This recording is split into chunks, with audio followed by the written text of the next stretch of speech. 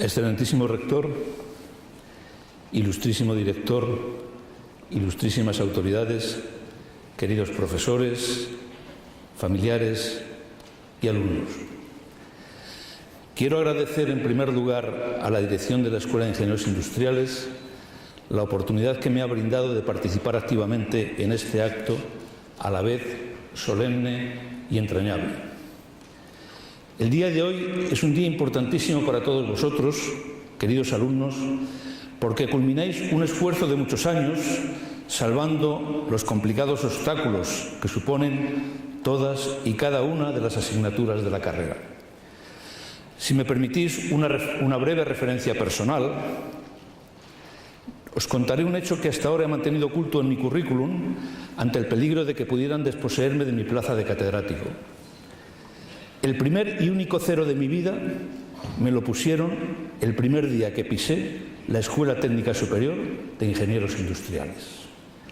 Los hechos ocurrieron así. Las clases comenzaban un lunes. Tradicionalmente el primer día se dedica a las presentaciones de las asignaturas. Hubo un profesor de Tecnología de Materiales que el primer día pasó lista y explicó la primera lección.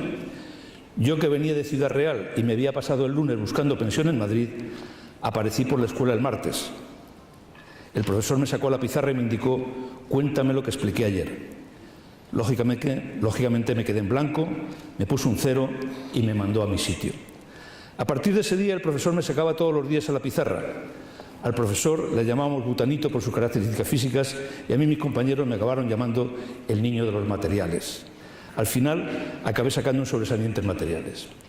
Sirve esta anécdota para ilustrar hasta qué punto soy consciente de lo que os ha costado llegar hasta aquí y del enorme valor que tiene el título que vais a recibir. Habéis estudiado en una universidad y en una escuela que en buena parte deben su prestigio a ser una de las universidades y una de las escuelas más exigentes de Europa. Y aquí estáis para recibir vuestro título. Muchísimas felicidades. Dicho esto, que tiene que ver con lo entrañable, vamos a lo solemne. La lección magistral que voy a impartir se denomina La evolución del entorno político-económico en el siglo XXI y su impacto en la empresa. El primer capítulo es la gestión del entorno. Las especies que sobreviven no son las más fuertes ni las más inteligentes, sino las que mejor se adaptan al cambio.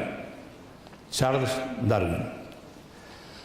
Parafraseando el yo soy yo y mis circunstancias de Ortega y Gasset, podemos decir que la empresa es la empresa y su entorno, o lo que es lo mismo, el entorno es la circunstancia de la empresa.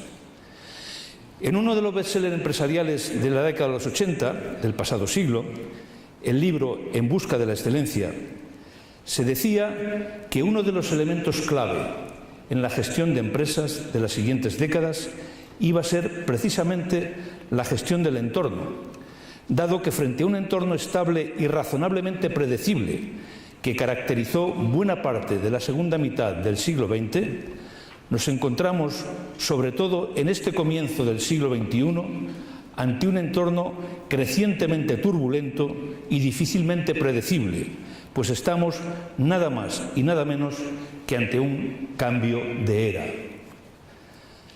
Este cambio de era tiene, en mi opinión, una fecha de comienzo: 1989, exactamente 200 años después de otro cambio de era, el que propició la Revolución Francesa de 1789. ¿Qué ocurrió en 1989?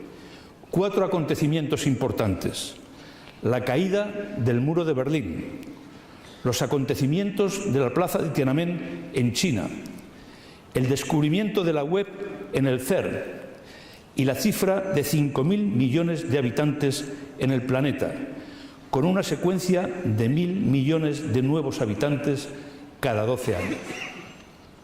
Los 4 acontecimientos en sí tienen un extraordinario potencial transformador, pero combinados constituyen una auténtica revolución en el planeta Tierra. Este cambio de era exige de las empresas un esfuerzo por identificar escenarios alternativos en los que se pueda desarrollar su actividad económica en los próximos años, al objeto de, en la medida de lo posible, reducir incertidumbres y adecuar estrategias ante la eclosión de dichos escenarios. Hemos de recordar que el análisis del entorno tiene tres componentes fundamentales: el componente institucional, el componente económico, el componente tecnológico. Los componentes económico y tecnológico son los más obvios y han sido profusamente analizados, existiendo herramientas y metodologías de prospectiva y vigilancia tecnológica y económica. La rapidísima evolución de la tecnología hace crecientemente necesarios para la empresa la utilización de estos instrumentos de previsión al objeto de ir anticipando el desarrollo tecnológico que vaya a afectar a los correspondientes productos y procesos. La convergencia de la nanotecnología, la biotecnología, las neurociencias y las tecnologías de la información, con la revolución de los materiales que supone el grafeno, constituyen el nuevo paradigma tecnológico del siglo XXI. Históricamente ha habido intentos de detener el desarrollo tecnológico, como cuando los trabajadores del sector textil en Inglaterra se dedicaron a quemar los telares automáticos que estaban sustituyendo a los telares manuales bajo la dirección de un revolucionario denominado Lut, que ha dado nombre a que aquellos que infructuosamente traten de oponerse al avance inexorable del cambio tecnológico se les denomine luditas. Por lo tanto, nuestra estrategia no puede ser de oposición al cambio tecnológico, sino de anticipación y adaptación al mismo, conociendo su inexorabilidad y teniendo en cuenta que dicho cambio se realiza de forma permanente y acelerada en el tiempo. Respecto del componente económico, tendremos ocasión de detenernos en él más adelante, por lo que voy a tratar de ilustrar el más desconocido y, sin embargo, importantísimo factor del entorno empresarial, como es el componente institucional. Y lo voy a hacer recurriendo a un ejemplo que viví en mi época de subdirector general del CEDETI en el Ministerio de Industria a principios de los años 80.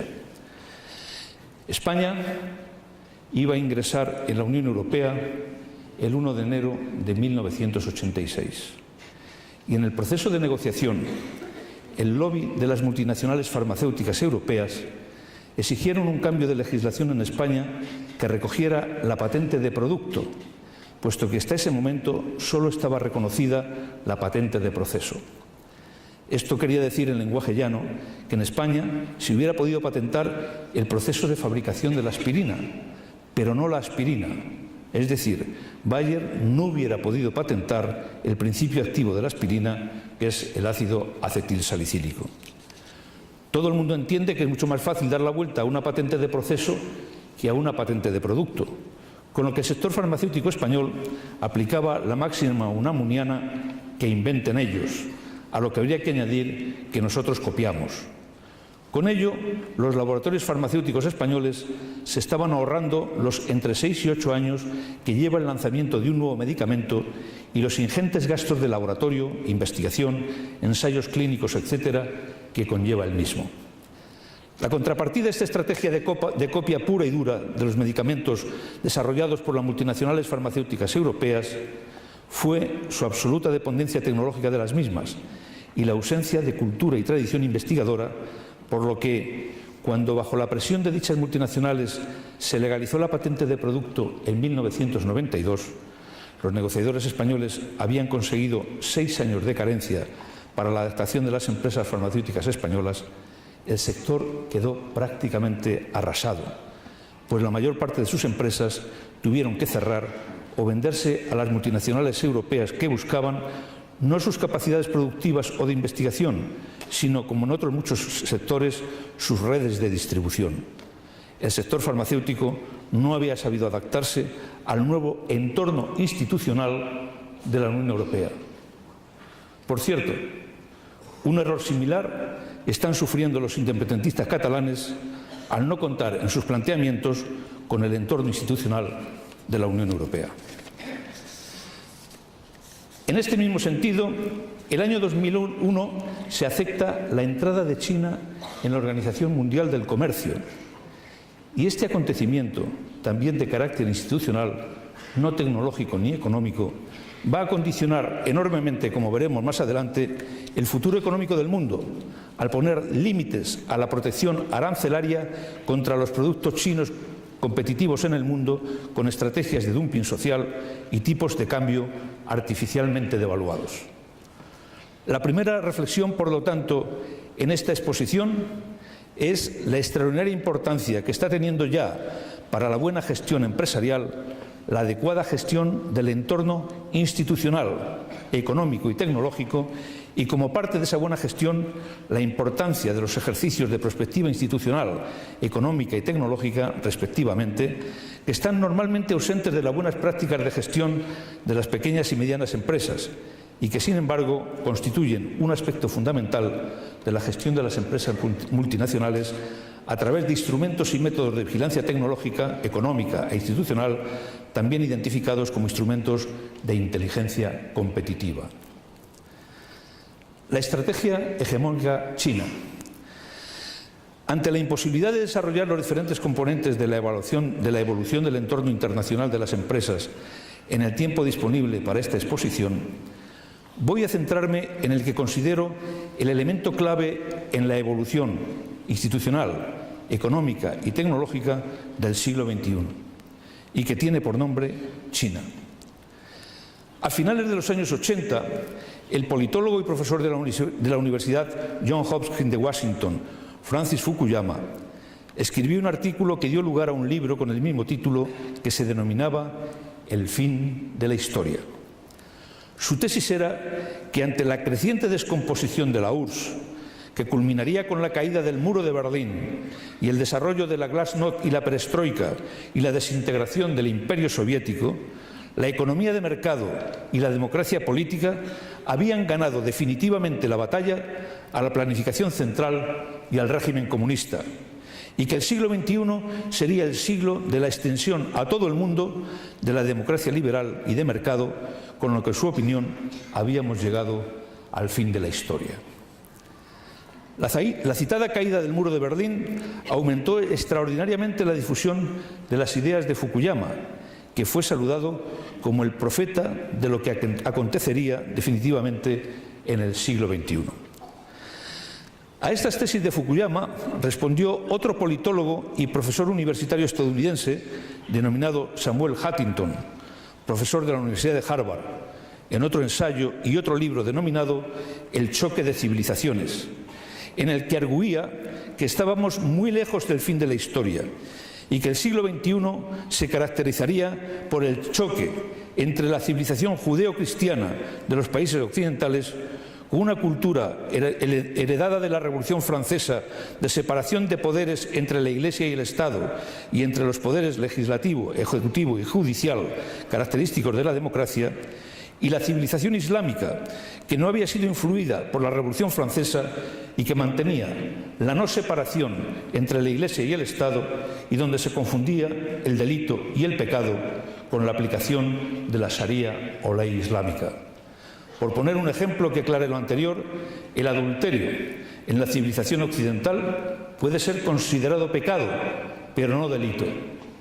En la ley islámica se confunden pecado y delito y se castiga con la lapidación. Lo que llama la atención de pensadores tan eminentes y con tanto predicamento intelectual en los medios universitarios es que de la reflexión de ambos estuviera ausente China. La eclosión de China como líder potencial económico y tecnológico y quién sabe si institucional en el siglo XXI echa por tierra las tesis de Fukuyama y revela un clamoroso error de apreciación por parte de Huntington, pues ni la democracia liberal ha vencido al capitalismo de Estado comunista chino, ni el factor que va a condicionar las relaciones económicas e institucionales del siglo XXI va a ser el choque de civilizaciones entre Occidente y el Islam, sino entre Occidente y China, en el que el Islam jugará también un papel relevante, pero seguramente no el papel decisivo, entre otras cosas porque está sumida en una guerra de religión y poder entre sunitas apoyados por Arabia Saudita y chiitas apoyados por Irán.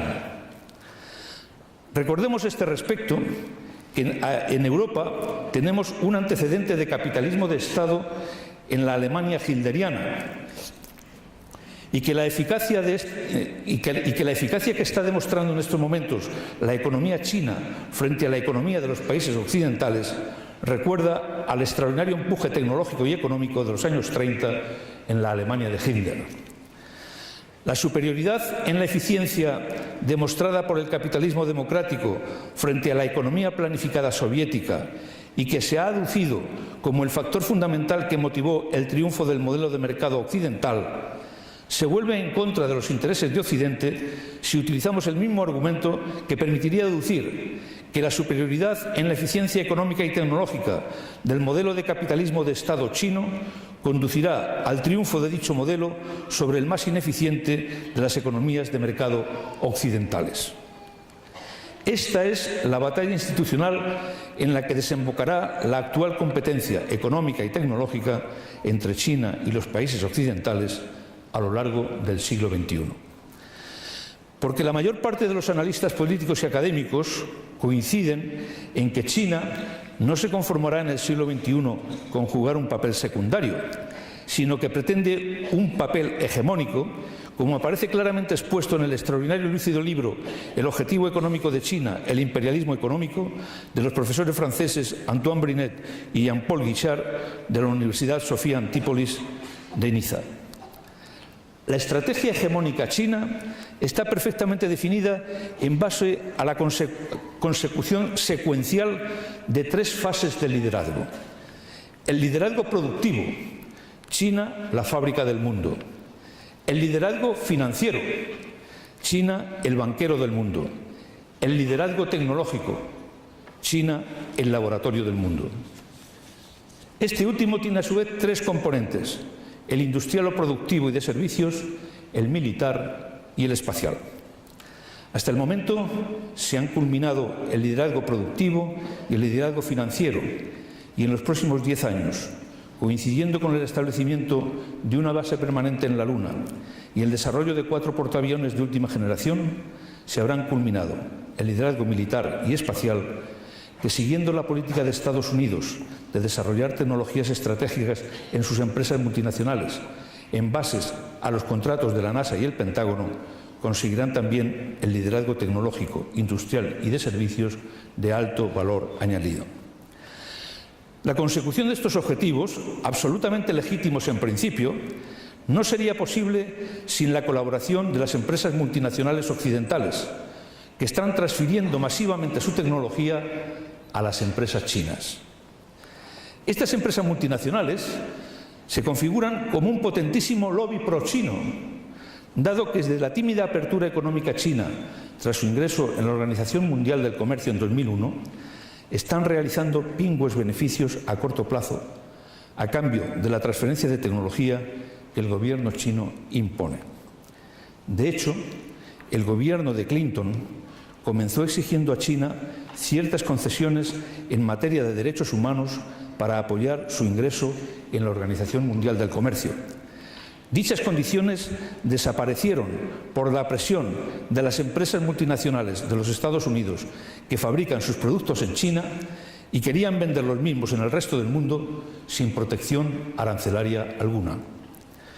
En la práctica, desde el año 2001, en el que China ingresa en la Organización Mundial del Comercio, hasta el año 2012, el comercio de China con el resto del mundo se ha multiplicado por 6, pasando de 500.000 millones de dólares en 2001 a 3 billones de dólares en 2012.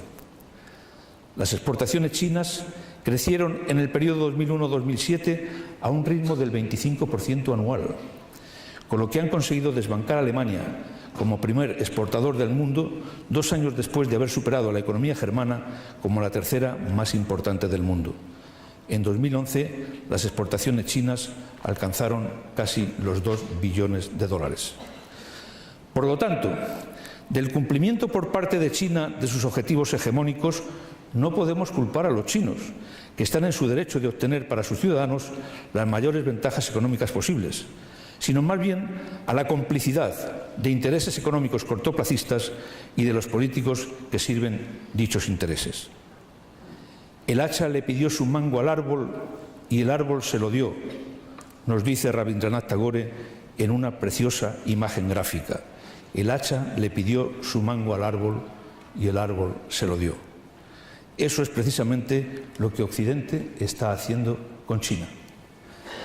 La magnitud del problema se hace evidente teniendo en cuenta que China es un país con 1.300 millones de habitantes y que su modelo de crecimiento la está convirtiendo en una impresionante máquina de succión de recursos productivos, financieros y de empleo que están gravitando gravísimamente sobre las economías de los países occidentales.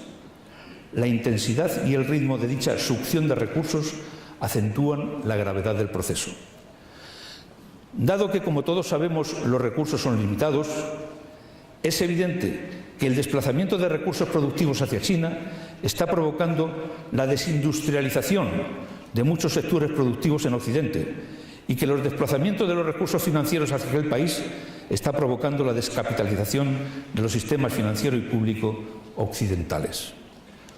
Los más de 300.000 millones de dólares de las reservas en divisas de China, lo que supone entre el 30 y el 40% del total de las reservas mundiales, está siendo utilizadas, entre otras cosas, para generar una dependencia financiera irreversible de países como Estados Unidos y para asegurarse el control de las materias primas estratégicas que el sistema productivo chino va a necesitar para mantener su hegemonía en los próximos años.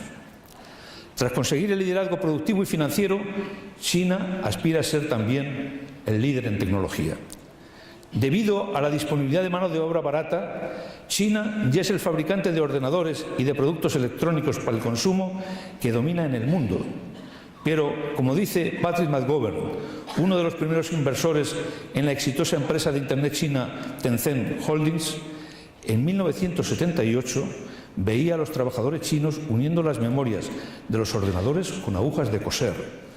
Ahora la innovación se está acelerando y en el futuro las patentes de los teléfonos inteligentes y las tabletas las crearán los ciudadanos chinos. De hecho, los chinos han superado ya a Corea del Sur y Europa en cuanto al número total de patentes y están alcanzando a Estados Unidos y Japón.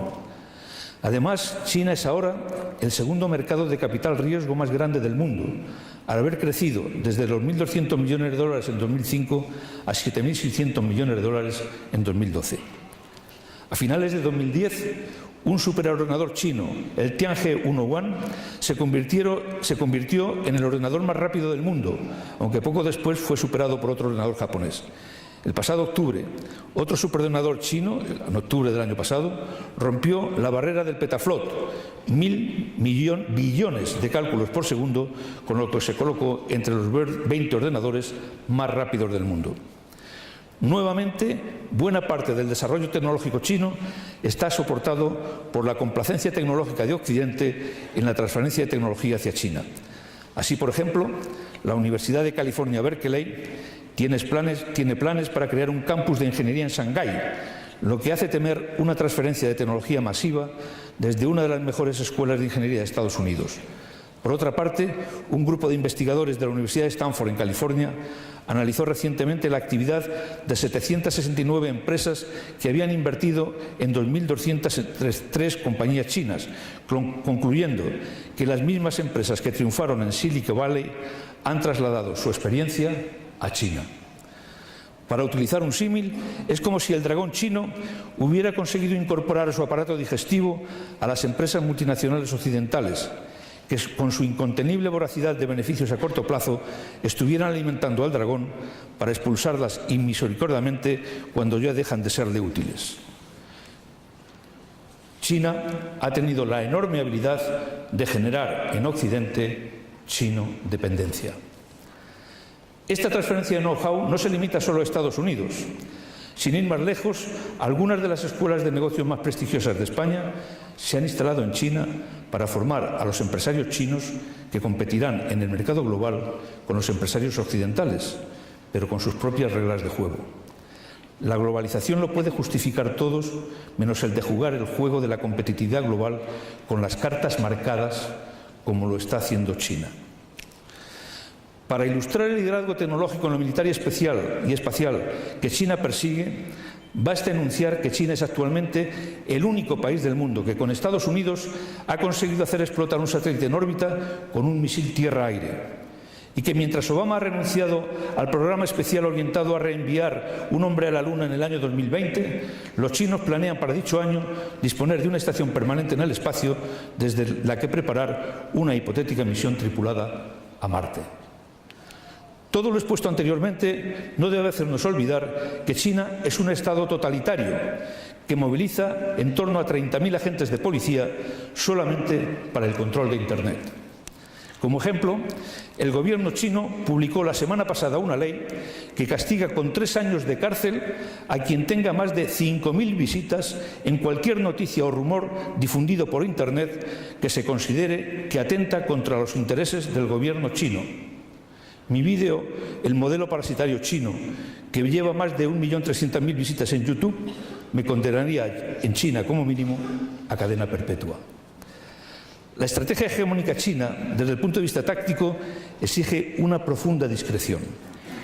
Sigue las enseñanzas del arte de la guerra de Sun Tzu, quien concluye que el arte supremo de la guerra es someter al enemigo sin combatir, y que tiene su continuación 2.500 años después en el discurso de la estrategia de los 24 caracteres de Deng Xiaoping, cuando afirma: observa con calma, asegura tu posición, afronta los asuntos con tranquilidad, esconde tus capacidades y aguarda el momento oportuno. Mantén el perfil bajo y nunca reivindiques el liderazgo. Es evidente que es del máximo interés para China mantener desmovilizados a los países occidentales sin alarmar a su opinión pública con los avances económicos y tecnológicos chinos. Por poner un ejemplo, el lanzamiento del primer módulo de la Estación Espacial China del mes de septiembre de 2012, que compite con la Estación Espacial Internacional, no mereció más de 2 minutos en los telediarios españoles. Por dar unas últimas cifras que ilustren lo anteriormente expuesto, el crecimiento económico chino entre 1979 y 1999 fue como media del 8% frente al 3% de los países occidentales. Y entre 1999 y 2009 los crecimientos del PIB de China fueron como media del 10% frente al 1% de los países occidentales. La transferencia de recursos es clarísima. Este descomunal y vertiginoso proceso de absorción de recursos productivos y financieros por parte de China tiene su fundamento estratégico a medio y largo plazo no solo en la transferencia de las capacidades productivas hacia China, sino también en el control de la distribución de sus productos. Como ejemplo, cada vez que una boutique española cierra sus puertas y es sustituida por una boutique china, el personal español es desplazado por personal chino que vende productos chinos fabricados por chinos en China. En lugar de operar con bancos españoles, como normalmente es el caso de la boutique española cerrada, la nueva boutique china opera con bancos chinos que transfieren parte de los recursos captados por la comunidad china en España hacia China, que ve cómo se ven incrementando continuamente y aceleradamente sus reservas de divisas hasta los 3 billones de dólares que comentamos anteriormente. Por lo tanto, China no solo controla la producción, sino también la distribución mundial de muchos de sus productos. La estrategia china a este respecto podríamos denominarla estrategia de esponja, en la que los poros van siendo los cientos de miles de puntos de comercio minorista que tiene distribuidos por el mundo y que van absorbiendo continuamente y sin descanso los recursos de Occidente para trasladarlos a China. En este mismo momento, cientos de miles de clientes occidentales están dejando sus euros y sus dólares en los comercios minoristas chinos, parte de los cuales son transferidos a través de bancos chinos a China. Los recursos que los chinos van absorbiendo pueden volver a Occidente en forma de compra de deuda pública o de inversiones directas en empresas de alta tecnología o de sectores estratégicos, energéticos o de materias primas a través de los fondos de inversión estatales que China está creando. La imprescindible reacción institucional de Europa. Trascendería el tiempo que se me ha otorgado para esta lección desarrollar en profundidad lo apuntado anteriormente y las posibles soluciones institucionales, políticas y económicas imprescindibles a nivel global para enfrentar el nuevo escenario político-económico que se presenta a la humanidad en el siglo XXI. Por ello, voy a concretar el análisis a un espacio geográfico, que es Europa, y a uno solo de los aspectos anteriormente referidos, el institucional, que condiciona drásticamente todos los demás. El problema que se le plantea a Europa en las próximas décadas es el de competir con los grandes protagonistas globales de la economía mundial, en especial con los ya tradicionales Estados Unidos y Japón y con los nuevos, Brasil, Rusia, India y China, identificados con las siglas BRIC. En esta batalla por los recursos escasos energéticos, de materias primas, medioambientales, de mercados, etc., Europa se encuentra con un déficit institucional gravísimo. La enorme complejidad de su proceso de toma de decisiones derivado de un deficiente diseño institucional. Estamos asistiendo a una situación tan paradójica como que, existiendo un presidente del Consejo de la Unión Europea, elegido por consenso de los 27 y denominado Van Rompuy, convertido en una caricatura de presidente de la Unión Europea, y una responsable de Relaciones Exteriores de la Unión Europea, denominada Margaret Ashton, que parece nominada por los más furibundos euroescépticos del Reino Unido, Angela Merkel ha asumido y seguirá asumiendo durante los próximos 4 años el liderazgo de Europa sin legitimación democrática alguna para ello. Este es simplemente un reflejo del tremendo desajuste institucional que configura a la Unión Europea y su proceso de toma de decisiones para hacer frente a los importantísimos desafíos que se perfilan en el inmediato horizonte del siglo XXI. Recordemos a este respecto que lo que caracteriza a los grandes protagonistas de la economía del siglo XXI, salvo Japón, que por razones obvias está confinado en un territorio muy escaso en relación con su población, lo que le hace ser uno de los países más densamente poblados del mundo, lo que caracteriza a los demás protagonistas, repetimos, es su enorme extensión territorial, de millones de kilómetros cuadrados y de cientos de millones de habitantes. Ello implica la capacidad de autoabastecerse de una gran cantidad de materias primas y de energía imprescindibles para su desarrollo y de disponer de un mercado interior sobre el que fundamentar o incrementar su potencia exportadora. La toma de decisiones es única a través de regímenes presidencialistas o autoritarios que imponen sus políticas económicas, financieras, industriales, agrarias o medioambientales en todo su territorio. Recordemos que China tiene 10 millones de kilómetros cuadrados y 1.300 millones de habitantes. India, 3 millones de kilómetros cuadrados y 1.100 millones de habitantes. Rusia, 17 millones de kilómetros cuadrados y 150 millones de habitantes.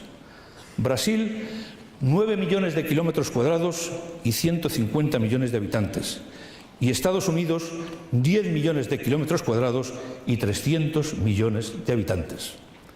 Por el contrario, Europa es un mosaico fragmentado de estados con gobiernos impregnados en muchas ocasiones de ideologías fuertemente nacionalistas y con tensiones disgregadoras en algunos de sus países, como España, que llevarían a una fragmentación aún mayor de la ya fragmentadísima Europa, que dificulta enormemente cualquier decisión, sobre todo en materia económica, ante la enorme dificultad de conciliar los intereses contrapuestos de nada menos que 28 países que tienen que refrendar en muchas ocasiones las principales decisiones a través de nada menos que 28 parlamentos. En este contexto no hay nada más reaccionario que los separatismos en la Europa del siglo XXI. En el caso de la eurozona, el número de países se reduce a 17, pero el razonamiento anterior sigue siendo perfectamente válido para las economías del euro. El que en estas condiciones el euro sigue existiendo 10 años después de su creación es mucho más que un milagro. No sé si era Pío Baroja o Unamuno quien decía que el nacionalismo se cura viajando. Por supuesto, suscribo esta tesis. Por eso confío tanto en las experiencias de intercambio del programa Erasmus, que deberían extenderse al último curso de bachillerato, así como también suscribo la frase del independentista catalán ya fallecido Heribert Barrera cuando decía, lógicamente con otro sentido del que aquí se expresa, cuanto más europeos seamos los catalanes, menos españoles seremos. Precisamente de eso se trata, de ser menos españoles, menos catalanes, menos vascos, menos valencianos, menos franceses o menos alemanes y muchísimo más europeos. Los nacionalismos deben quedar reducidos al ámbito de los sentimientos personales y no tener implicaciones en el ámbito de la economía, la política o las instituciones. Repito, no hay nada más reaccionario en el contexto actual de la Europa del siglo XXI que los secesionismos de diverso pelaje que pululan por la Unión Europea. En estas circunstancias, a Europa, con un enorme potencial cultural, económico y tecnológico, si lo sabe poner en valor en el mundo del siglo XXI, solo le queda un camino: el desmantelamiento y la dilución de los nacionalismos alemán, francés, español, vasco, catalán, etc., en un profundo europeísmo cultural y social del que deben ser protagonistas los que yo identifico como la generación de los Erasmus para crear una única nación, Europa, en la que se articule un gobierno federal europeo o una presidencia fuerte, con ministerios de Economía y Finanzas, Industria, Agricultura, Asuntos Exteriores fuerte, como consecuencia de una urgente transferencia de soberanía de los actuales Estados nacionales europeos. Un nuevo tratado de la Unión Europea que fuera real y definitivamente una Constitución europea que dé soporte jurídico e institucional a la definitiva refundación de Europa es el único camino posible para que los europeos podamos enfrentarnos a los impresionantes retos globales que nos esperan en el siglo XXI.